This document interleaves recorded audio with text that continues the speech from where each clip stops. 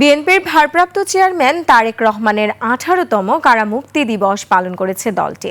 সুনির্দিষ্ট কোনো অভিযোগ ছাড়াই প্রায় 18 মাস কারাবাস ভোগের পর 2008 সালের সেপ্টেম্বরে সবগুলো মামলায় তারেক রহমান জামিন লাভ করেন এবং হাসপাতালে চিকিৎসাধীন অবস্থায় মুক্তি লাভ করেন।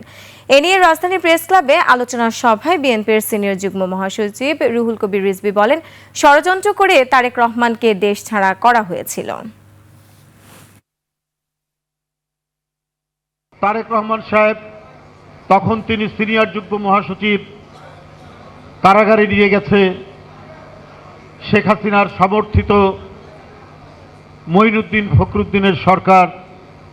তারপরে তিনি প্রায় 2 বছর কারাগারে থাকার পর ওনার মুক্তি হয়েছে। বাংলার এক প্রান্ত থেকে আরেক প্রান্তে তারেক রহমানের বিরুদ্ধে কুৎসা রটিয়েছেন, অপপ্রচার করেছেন, অপকীর্তি ছড়িয়েছেন। কারণ নেই তার সামর্থ্য অনুযায়ী তিনি গ্রামের সেই সমস্ত দরিদ্র মানুষ, হতদরিদ্র মানুষকে তিনি ছাগল দিচ্ছেন, হাঁস মুরগি দিচ্ছেন, এবং যারা মানসিক প্রতিবন্ধী, শারীরিক প্রতিবন্ধী তাদেরকে তিনি কম্পিউটার দিচ্ছেন।